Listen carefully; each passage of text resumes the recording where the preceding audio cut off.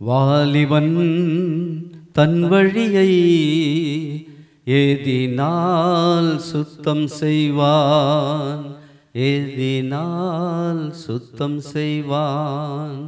தேவ வசனத்தால் தன் வழியை என்றும் காத்து கொள்வதினாலே, என்றும் காத்து கொள்வதினாலே என் முழு இருதயத்தோடு உம்மை தேடுகிறேன் என் தேவா. உம் கற்பனைகளை என்றும் வழி தப்ப விடாதேயும் தேவா. உமக்கு விரோதமாக நான் பாவம் செய்யாத படிக்கு தேவா. உம் வார்த்தை இதயத்திலே என்றும் வைத்து வைப்பேன் தேவா.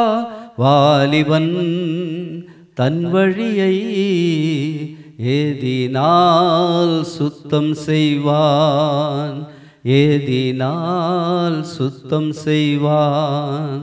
தேவ வசனத்தால் தன் வழியை என்றும் காத்து கொள்வதினாலே. வணக்கம் வாலிப கண்மணிகளே, நான் உங்கள் அண்ணாச்சி ஜெபஸ்டின். வாலிபன் தன் வழியை எதினால் சுத்தம் செய்வான், உமது வசனத்தின்படி தன்னை காத்துக்கொள்கிறதுனால் தானே. தமிழ் பேசும் நல்லுலகில் சகல வாலிபரையும் இயேசு கிறிஸ்துவினிடம் திருப்போம். இது ஓர் நிகழ்ச்சியாகும்.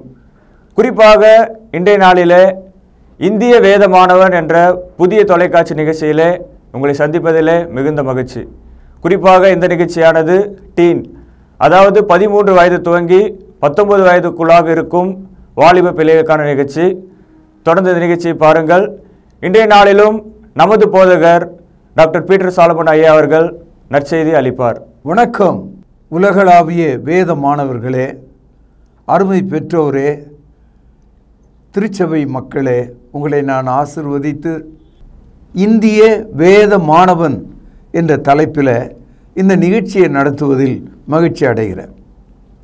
இன்றைக்கு நம்மை சுற்றிலும் இருக்கிற சபைகளில் ஊழியம் செய்கிறவர்களை, போதகர்களை பார்க்கிறோம்.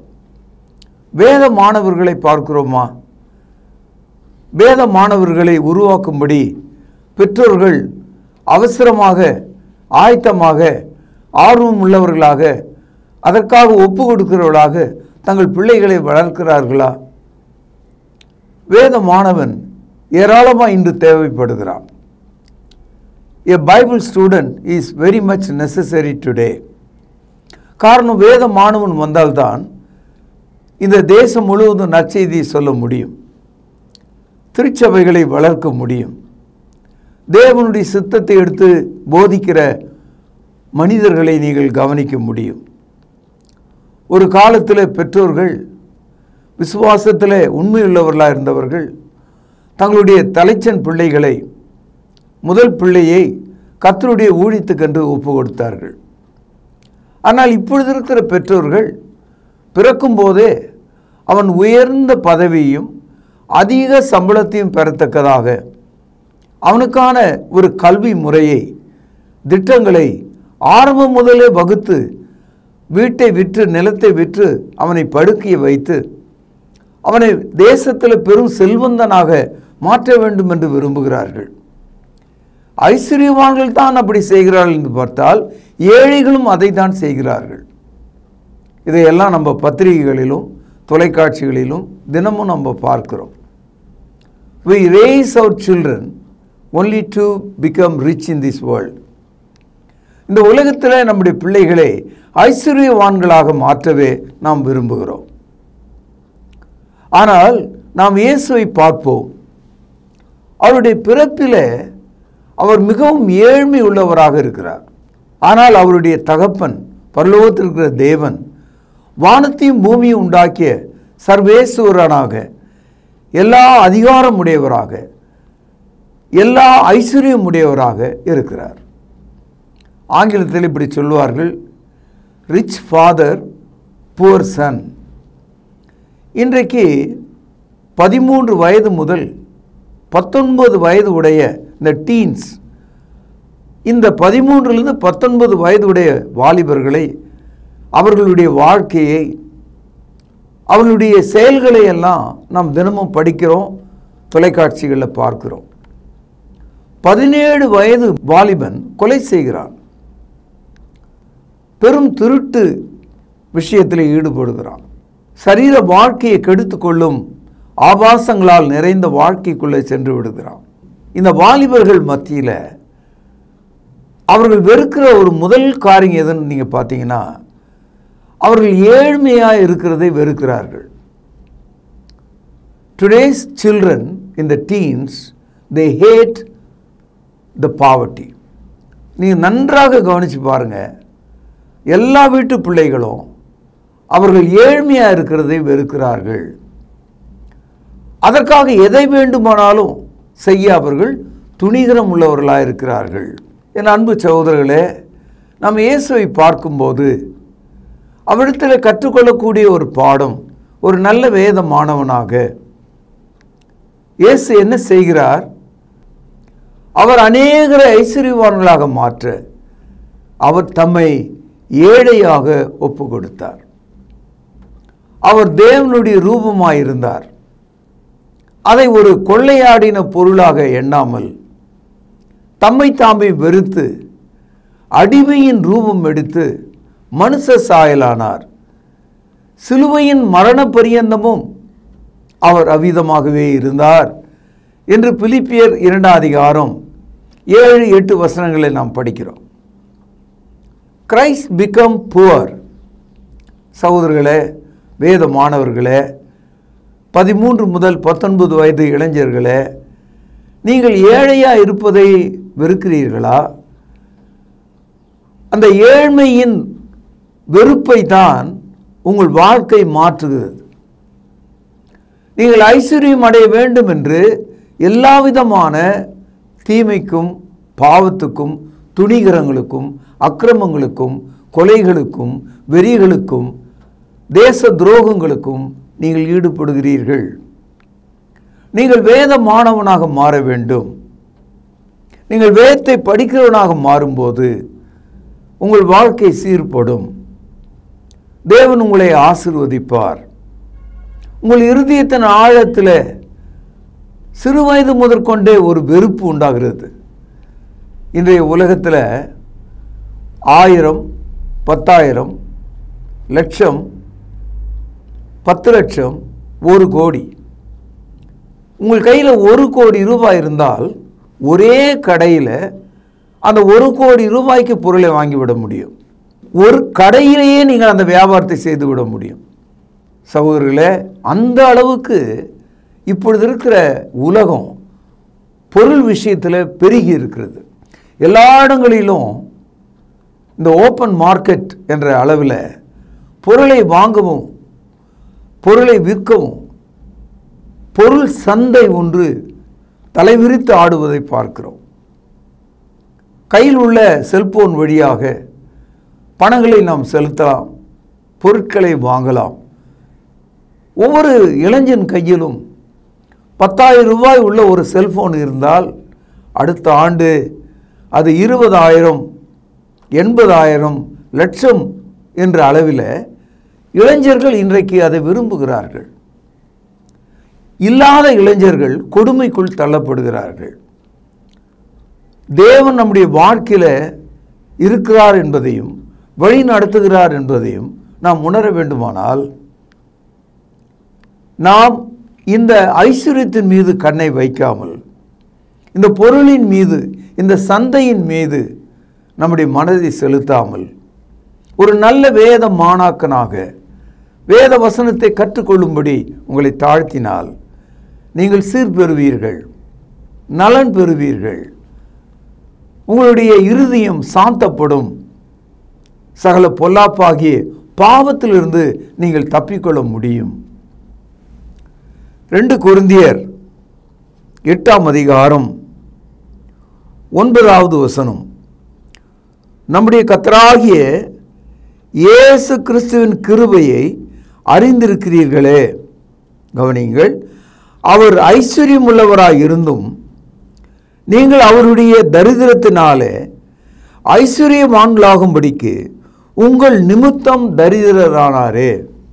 இந்த ஒரு வசனத்தை வாலிப பிள்ளையே, வேத மாணாக்கனே, நீ புரிந்து கொள். In order to you become rich, he become poor. உன்னை ஐஸ்வர்யவானாக்குவதற்காக அவர் தரித்திரம் உள்ளவரானார்.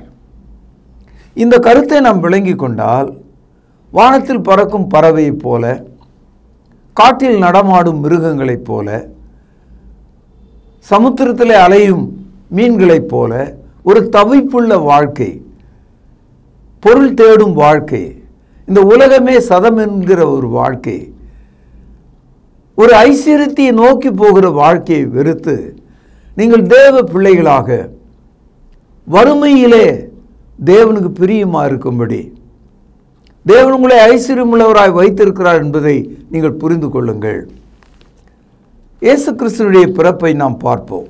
லூக்கா எழுதிய சுவிசேஷம் 2வது அதிகாரம் 7வது வசனம். அவள் தன் முதற்பேரான குமாரனை பெற்று சத்திரத்திலே அவர்களுக்கு இடமில்லாதிருந்தபடியினால் பிள்ளையை துணிகளில் சுற்றி முன் அணையிலே கிடத்தினாள். சகோதரி, இயேசு கிறிஸ்துனுடைய பிறப்பை நாம் கவனிக்கிறோம். இயேசு கிறிஸ்து தாவீதினுடைய குடும்பத்தில், அரச குடும்பத்தில் பெத்லகேமிலே பிறந்தார். ஒரு ராஜ குடும்பத்தைச் சேர்ந்தவர், ஒரு ராஜாவுக்குரிய எல்லா ஐஸ்வர்யம் உடையவர் தான். ஆனாலும் தேவனுடைய சித்தத்தின்படி உங்களையும் என்னையும் அவர் ஐஸ்வர்யவான்களாகும்படிக்கு தம்மை மிகவும் தாழ்மைக்கு ஒப்பு கொடுத்தார். அவருடைய பிறப்பை நாம் கவனிக்கிறோம்.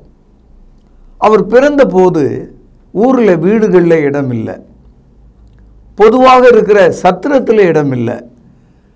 வழியில்லாத ஒரு சூழலில் சத்திரத்தினுடைய ஓரத்தில் இருந்த ஒரு கொட்டகையில் மிருகங்கள் கட்டி வைக்கிற, சாணம் போட்டிருக்கிற வைக்கோல் இருக்கிற ஒரு பகுதியில் மரியாள் அவரை பெற்றாள். அவரை மூடுவதற்காக கையில் இருந்த கந்தை துணியை அவர் மீது சுற்றினார். அவரை தன் மடியிலே வைத்து கொண்டார். இந்த காட்சி நீங்கள் பார்க்கும்போது இது எவ்வளவு பெரிய ஏழ்மை என்பதை நினைத்து பாருங்கள். He became poor as he was born, whereas his true father in heaven was a great rich, is the owner of everything and creation. எல்லா சிருஷ்டிப்புக்கும் காரணராக இருக்கிற தேவனுடைய குமாரன் பூமியில் வந்தபோது அவர் மீது சுற்றுவதற்கு பழந்துணியும், அவர் பிறந்த இடம் ஒரு கொட்டகையும் தூசியும் தும்பும் நிறைந்த இடமாயிருந்தது.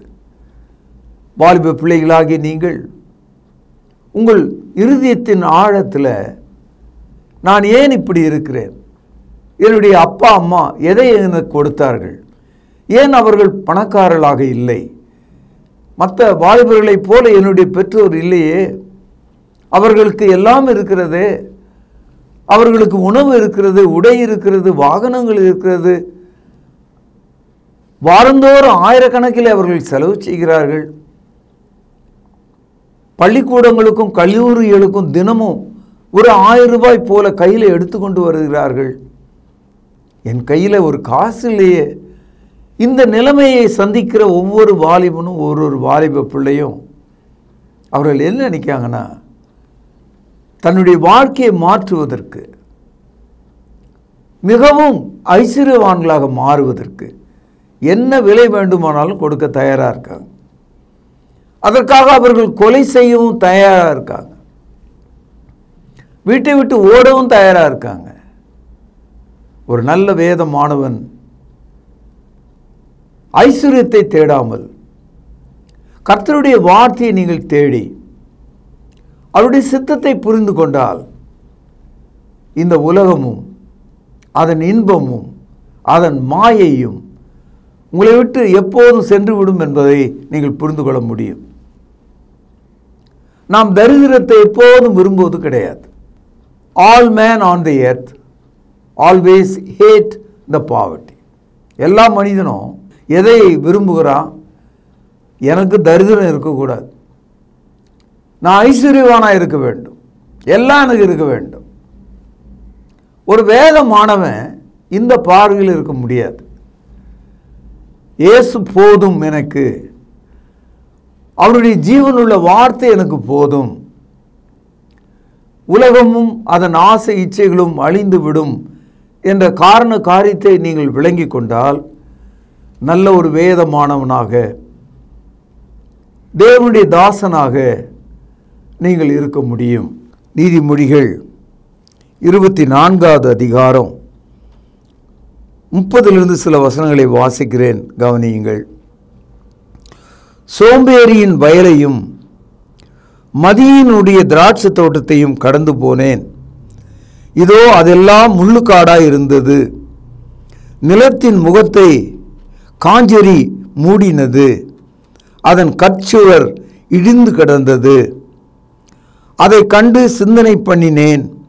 அதை நோக்கி புத்தி அடைந்தேன். சகோதரர்களே, கடவுள் நமக்கு என்ன கொடுத்திருக்காரோ அது போதுமானது என்று எண்ண வேண்டும். ஆனால் அதை விட்டு ஒரு கோடியை சம்பாதிக்க, வீட்டை சம்பாதிக்க, வாகனங்களை சம்பாதிக்க, இந்த உலகத்தில் நிலங்களை அபகரிக்க நாம் முயற்சி எடுக்கக்கூடாது. தேவனுடைய சித்தம் செய்யும்படி அவரையும் நாம் நோக்கி பார்க்க வேண்டும். உங்கள் கைகளையும் கால்களையும் தேவ சித்தத்திற்கு ஒப்பு கொடுக்க வேண்டும். உங்கள் கையிலே இருக்கும் ஆசீர்வாதத்தை நீங்கள் அனுபவிக்க வேண்டும். நீங்கள் தேவ பிள்ளைகளாக இருக்கும்போது உங்கள் வயல் நன்றாக விளையும், உங்கள் விதைப்பு அறுவடை நன்றாக இருக்கும், உங்கள் படிப்பு அதிலே முன்னேற்றம் சிறப்பாக இருக்கும், உங்கள் தேவையெல்லாம் சந்திக்கப்படும், செழிப்பான ஆகாரம் உங்களுக்கு உண்டாகும். தேவ சித்தம் செய்தால் அது உங்களுக்கு ஆசீர்வாதமாக மாறும். ஒரு சில காலத்தில், நான் சொல்கிறது ஒரு 500 ஆண்டுகளுக்கு முன்னால், இந்த உலகத்தில் மக்களுக்கு பாதுகாப்பு இல்லை. ஒரு ராஜா இன்னொரு ராஜாவோடு எப்போவுமே சண்டையிடுவான். தோல்வியுற்ற ராஜா அவனோடு போகாமல் அவன் ஆண்ட ஜனங்களையும் அவனுடைய நிலங்களையும் அந்த ஜனங்களுடைய பொருட்களையும் பொன்னையும் வெள்ளியும் கொள்ளையடித்து கொண்டு போவான். தோல்வியுறுகிற ராஜா தோல்வி அவனோடு போகாமல் அவனுடைய ஜனங்களுக்கும் வரும். அதுபோல தான் இன்றைக்கு தேவனுடைய அன்பையும் சித்தத்தையும் செய்யாமற் போன ஒரு குடும்பம் தோல்வியிலே வரும்போது அந்த தோல்வி பெற்றோருக்கும் அவனுடைய பிள்ளைகளுக்கும் சேர்ந்து வந்துடும். ஆகவே நாம் ஜாக்கிரதையாக இருக்க வேண்டும். நீதிமொழிகள்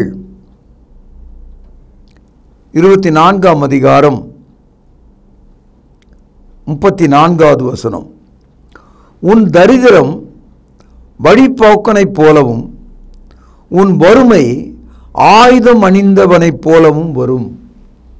அதாவது ஆயுதம் அணிந்தவன், ஆர்ம்டு சோல்ஜர், அதாவது உடை மேலே எல்லா விதமான ஆயுதங்களையும் உடைய ஒரு போர் வீரன் வந்தால் வெறுங்கையா எதுவுமே இல்லாமல் நாம் அவனுக்கு முன்னால் நின்றா என்ன ஆகும்?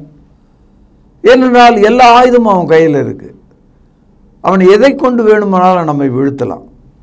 இந்த உதாரணம் like a armed force, the evil is coming upon you. தீமையானது ஆயுதம் அணிந்தவனைப் போல நம்ம மேலே வருமா.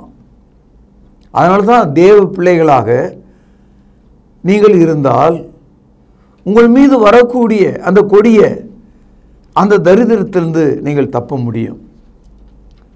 உங்களுக்கு தரித்திரம் கூடாது என்று நீங்கள் நினைத்தால், அதை வெறுத்தால், நீங்கள் தேவ பிள்ளைகளாக வாழுங்கள். அப்பொழுது நீங்கள் வெற்றி பெறுவீர்கள். இப்போ தேன் இருக்கு, சாப்பிட சாப்பிட ரொம்ப சுவையாக இருக்கிறது. அதுக்காக தேனை எவ்வளோ வேணாலும் சாப்பிடலாமா? அதுபோல ஐஸ்வர்யத்தை நாம் தேடுகிறோம். எண்ணத்தை உண்போம், எண்ணத்தை குடிப்போம், எண்ணத்தை உடுப்போம். இந்த அளவில் நம்ம அதை நிறுத்திக்கணும். அதிகமான தேனை சாப்பிட்டால் நமக்கு வாந்தியும் பேதியும் உண்டாகும். ஐஸ்வர்ய மயக்கத்தில் விழுந்து விட்டால், சிறுவயது முதலே ஐஸ்வர்யத்தை தேடுகிறவர்களாக மாறிவிட்டால் உங்கள் உடல் நலிந்துவிடும், வியாதிப்பட்டுவிடும், பலவித நோய்கள் உண்டாகும், மனநோய்கள் உண்டாகிவிடும். உங்களுடைய வருமானம் எவ்வளோ பெருகிறதோ அவ்வளோ நோய்களும் உங்களுக்கு வந்து சேரும். ஏன்னா நீங்கள் தேவன் இல்லாத ஒரு ஐஸ்வர்யத்தை, கிறிஸ்து இல்லாத ஒரு ஆசீர்வாதத்தை நீங்கள் தேடுறீங்க. ஆக இளைஞர்களே, நீங்கள் தேன் தேன் என்று தேடாமல் போதுமானது என்று உணர்ந்து கொள்ளுங்கள். கர்த்தர் உங்களை ஆசீர்வதிப்பார் என்று எண்ணுங்கள். நீதிமொழிகள் 24ஆம் அதிகாரம் 13-14 வசனங்கள். மகனே, தேனை சாப்பிடு, அது நல்லது. கூட்டிலிருந்து ஒழுகும் தேன் வாய்க்கு இன்பமாயிருக்கும். அப்படியே ஞானத்தை அறிந்து கொள்வது உன் ஆத்துமாவுக்கு இன்பமாயிருக்கும். அதை பெற்றுக்கொண்டால் அது முடிவிலே உதவும். உன் நம்பிக்கை வீண் போகாது. தேன் கூட்டையும் தேனையும் பார்த்து அதிலேயே முழுகாத. கர்த்தருடைய ஞானத்தை தேடு. அப்பொழுது உன்னுடைய நம்பிக்கை வீண் போகாது. உன்னுடைய படிப்பு தோல்வியுறாது. உன்னுடைய எதிர்காலம் நஷ்டமடையாது. தேவ பிள்ளையே, இன்று தேவன் தமது வார்த்தையை படிக்கும், நேசிக்கும், அதன்படி நடக்கும் பிள்ளைகளை தேடுகிறார். ஒரு சாமுவேலை தேடுகிறார். ஒரு தீமோத்தேயை தேடுகிறார். வாலிபனே, நீங்கள் உங்கள் வாழ்க்கையை இயேசுவை பார்த்து கற்றுக்கொள்ளுங்கள். நிறைய வாலிப பிள்ளைகளுக்கு பெற்றோர் பிடிக்காது. ஏன் பிடிக்காது? அவர்கள் அழகா இல்லை, அது இல்லை. அவர்களுக்கு வீடு இல்லை, அவர்களுக்கு நல்ல சம்பாத்தியம் இல்லை, அவர்கள் எனக்காக செலவு செய்யும்படி ஐஸ்வர்யம் அவர்களுக்கு இல்லை. இதனால்தான் பிள்ளைகள் பெற்றோரை வெறுக்கிறாங்க. ஆக இந்த ஐஸ்வர்யத்தின் மயக்கம்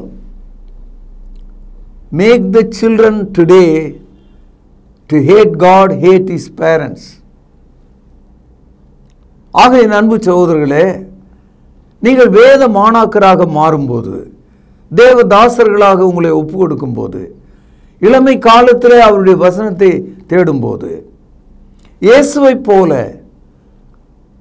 அவர் உங்களுக்காக தரித்திரராய் மாறி தமது ஐஸ்வர்யத்தை தந்தார் என்ற அந்த அறிவை பெற்றுக்கொள்ளும் போது, இயேசு கிறிஸ்துவிலிருந்து வரும் ஐஸ்வர்யம் நம்மை வழிநடத்தும் என்று புரிந்து கொள்ளும் போது, உன்னுடைய இளமை கால வாழ்க்கை தேவனுக்கு பிரியமாயிருக்கும், உனக்கு ஆசீர்வாதமாயிருக்கும். நீங்கள் எந்த மூலையில் இருந்தாலும், எந்த மொழி பேசக்கூடியவர்களாக இருந்தாலும், உங்கள் டீனேஜ் என்று சொல்லக்கூடிய இந்த பருவ காலத்தில், வாலிபனே, உன் வாலிப நாட்கள் உன் இருதயத்தை சந்தோஷப்படுத்தினாலும் முடிவிலே நியாய தீர்ப்பு இருக்கிறது என்பதை அறிந்து கர்த்தருக்கு முன்பாக தாழ்மைப்படு. இயேசுவை பார், அவருடைய பிறப்பை பார். இயேசு கிறிஸ்து அவர் பூமியிலே ஏழ்மை உள்ளவராக வந்தார். அவர் தமது தலை சாய்க்க இடமில்லை என்று சொன்னார். தாயின் மடியில மற்றவர்கள் உடுத்தின துணியின் ஒரு பகுதியை அவருக்கு போர்த்தி வைத்தார்கள். எவ்வளவு ஏழ்மை பார்த்தீர்களா? எப்படிப்பட்ட ஒரு நிலையில், எப்படிப்பட்ட ஒரு குடிசையில், ஒரு மிருகங்கள் நிற்கிற இடத்துல அவர் பிறந்தார். இதை காணும்போது நானும் கூட என்னுடைய பெற்றோரை நேசிக்கிறேன், அவருடைய ஏழ்மையை நேசிக்கிறேன். அவர்கள் மிகவும் நல்லவர்கள். எனக்காக அவர்கள் ஒன்றும் கொடுக்கவில்லை என்றாலும் என் தேவனை எனக்கு தெரிவித்தார்கள். என் தேவனுடைய வார்த்தையை அவர்கள் எனக்கு சொன்னார்கள். நான் நன்றாக இருப்பதற்கு என்னுடைய பெற்றோர்கள் காரணம். நான் பயபக்தி உள்ளவனாக இருப்பதற்கு என் பெற்றோர்களுடைய விசுவாசம் காரணம். இப்படி நீ எண்ணுவாயானால் ஒரு நல்ல வேதமானவனாக இருக்க முடியும். வாலிப பிள்ளையே, நீ வேதமானாக்கனாக இருக்க விரும்பினால் உன்னுடைய ஜெபம் இப்படி இருக்கணும், உன்னுடைய வேண்டுதல் இப்படி இருக்கணும். அதாவது நமக்கு ஐஸ்வர்யமும் தேவையில்லை, ஏழ்மையும் தேவையில்லை. அப்போ என்ன தான் தேவை? போதுமானது இருந்தால் அது போதும். நம்முடைய மினிமம் தேவைகள் சந்திக்கப்பட்டால் அது போதும். நீதிமொழிகள் 30வது அதிகாரம் 9வது வசனம், நான் பரிபூர்ணம் அடைகிறதுனால் மறுதலித்து கர்த்தர் யார் என்று சொல்லாத படிக்கும். கவனிங்க, தரித்திரப்படுகிறதுனால் திருடி என் தேவனுடைய நாமத்தை வீணிலே வழங்காத படிக்கும். கவனிங்கள், என் படியை எனக்கு அளந்து என்னை போஷித்தருளும். ஒரு நல்ல வேத மாணாக்கன் அவனுடைய வேண்டுதல், அவனுடைய ஜெபம், அவனுடைய எதிர்பார்ப்பு, ஆண்டவரே எனக்கு ஐஸ்வர்யம் வேண்டாம், ஏழ்மையும் வேண்டாம், என் தேவைகள் சந்திக்கப்பட்டால் போதும். இதுதான் வேத மாணவனுடைய அடையாளம். இந்திய வேத மாணவன் இதை கற்றுக்கொண்டால் உங்கள் வீட்டிலே வெளிச்சம் உதிக்கும், உங்கள் வாழ்க்கையில் நம்பிக்கை பிறக்கும். இந்த தேசத்தின் எல்லையில் உள்ள எல்லா மனிதர்களும் ரட்சிக்கப்படுவார்கள். ஒவ்வொரு பெற்றோரும் தன் வீட்டில் உள்ள பிள்ளைகளை தேவ பக்தியை வளர்த்து கர்த்தருடைய ஊழியத்திற்கென்று வேத மாணவர்களை உருவாக்க வேண்டும். அப்படி நீங்கள் செய்தால் தேவனுடைய மக்களாக இருப்பீர்கள். எபேசியர் 6ஆம் அதிகாரம் 4வது வசனம், பிதாக்களே, நீங்களும் உங்கள் பிள்ளைகளை கோபப்படுத்தாமல் கர்த்தருக்கேற்ற சிட்சையிலும் போதனையிலும் அவர்களை வளர்ப்பீர்களாக. நீங்கள் இப்படி செய்தால் உங்கள் வீட்டிலே வேத மாணவர்களை உருவாக்க முடியும், உங்களை மாற்றக்கூடிய மக்களை உருவாக்க முடியும், உங்கள் சமுதாயத்தை மாற்றக்கூடிய இளைஞர்களை உருவாக்க முடியும். இந்த செய்தியினுடைய முடிவுரை என்ன தெரியுங்களா? இயேசு ஏழ்மை உள்ளவராக, தரித்திரம் உள்ளவராக, தலை சாய்க்க இடமில்லாதவராக அவர் பிறந்தார் என்பதை நாம் புரிந்து கொண்டால் அவரிடத்தில் எந்த வெறுப்பும் இல்லை, மாறாக தேவனுக்கு பிரியமாயிருக்கும் குணம் மட்டுமே இருந்தது. இன்றைய இளைஞர்கள் யாராக இருந்தாலும் சரி, 13 முதல் 19 வயதுக்குட்பட்டவர்கள் எல்லா விதமான துணிகிற பாவங்களையும், எல்லா விதமான பயங்கர பாவங்களையும், தேச விரோத குற்றங்களையும் செய்யக்கூடியவர்களாக இருக்கிறார்கள். அவர்கள் கத்தியும் துப்பாக்கியும் தூக்கி கொண்டு ஓடுகிறவர்களாக இருக்கிறார்கள். கூட்டு பாலினம் செய்யக்கூடியவர்களாக இருக்கிறார்கள். கர்த்தருக்கு பிரியமில்லாத காரியத்தை தொடர்ந்து செய்யக்கூடிய ஒரு சமுதாயமாக மாறி வருகிறார்கள். ஒரே ஒரு வாகனத்தை எடுத்து 4 வாலிபர்கள் ஏறிக்கொண்டு ஊரே வலம் வருவதை நாம் பார்க்கிறோம். இப்படிப்பட்ட பிள்ளைகளிலிருந்து நீங்கள் விலகி கர்த்தருடைய சித்தம் என்பதை புரிந்து கொண்டு, நான் நேசிக்கும் என்னுடைய ஆண்டவராக இருக்கிற இயேசு, அவர் ஐஸ்வர்யம் உள்ளவராய் இருந்தும் எனக்காக தரித்திரனானார், அவருடைய ஐஸ்வர்யம் எனக்கு உண்டாகவும் என்னுடைய தரித்திரத்தை அவர் சுமந்தார் என்ற கருத்தை நீங்கள் விளங்கி கொண்டால், விசுவாசித்தால், நீங்கள் உங்கள் தேவைகளை சந்திக்கும் ஆண்டவரிடத்தில் திரும்பலாம். நல்ல ஒரு வேதமானவனாக இருக்கலாம். Jesus was born as poor. இயேசு ஏழையாக பிறந்தார். அவர் தன்னுடைய வாழ்க்கையை பழிக்கவில்லை, தூஷிக்கவில்லை. அவருக்கு அது கசப்பாக இருக்கவில்லை. நாம் அதை ஒரு பாடமாக கற்றுக்கொள்ள வேண்டும். Poverty, it is not a bitter sign. It is a chance and opportunity to serve God. நாம் ஏழ்மையாக இருக்கிறதுனால தேவனுக்கு பிரியமாக இருக்க முடியும், அவருடைய வேலை செய்ய நம்மால் முடியும், நல்ல வேதமானவனாக இருக்க முடியும். நாம் ஐஸ்வர்யமுள்ளவர்களாக இருந்தால், ஐஸ்வர்யமுள்ள பெற்றோர்களுக்கு உடையவர்களாக இருந்தால், பல தலைமுறைகளுக்கு வேண்டியவை எல்லாம் இருந்தால், இந்த உலகமே சதம் என்று நினைத்து லூக்கா 15ஆம் அதிகாரத்தில் படிக்கிற இளையகுமாரனைப் போல நாம் கெட்டுப்போவோம். ஆகிய அன்பு சகோதரர்களே, வேதமானவனே, உன்னை தாழ்த்து, தேவன் உன்னை ஆசீர்வதிப்பார்.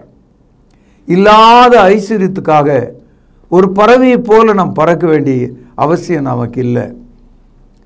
இருக்கும் ஏழ்மையில், தரித்திரத்தில் கர்த்தர் என்னை ஆசீர்வதிப்பார் என்று நீ நம்பினால், வழி நடத்துவார் என்று நம்பினால் நீ ஒரு நல்ல வேதமானவனாக இருக்க முடியும் என்று சொல்லி இந்த தொடரை இங்கே நிறுத்துகிறேன்.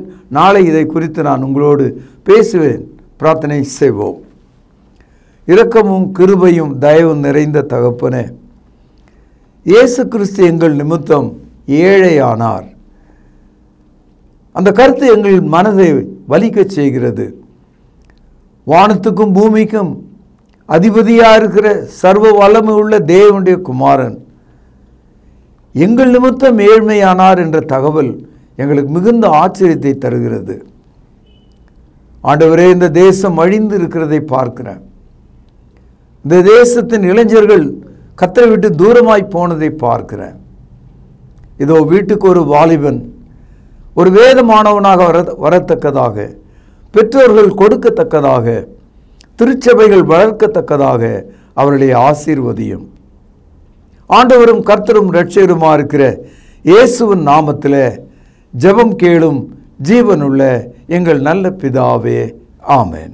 நல்லது வேதமானவர்களே, இன்றைய நாளிலே நீங்கள் கேட்ட இந்த அறிமுக செய்தி மீட் ஜீசஸ், இயேசுவை சந்திப்போம், இந்த நிகழ்ச்சி தொடர்ந்து உங்கள் மனதில் நிறுத்துங்கள். மற்றவர்களுக்கு இந்த இந்திய வேதமானவன் என்ற புதிய தொலைக்காட்சி நிகழ்ச்சியை அறிமுகம் செய்யுங்கள்.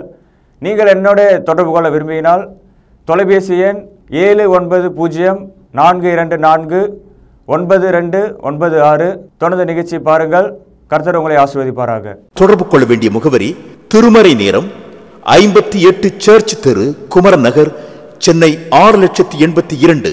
செல்போன் 9385500882. கர்த்தாவே, தேவர்களில் உமக்குப்பானவர் யார்? வானத்திலும் பூமியிலும் உமக்குப்பானவர் யார்?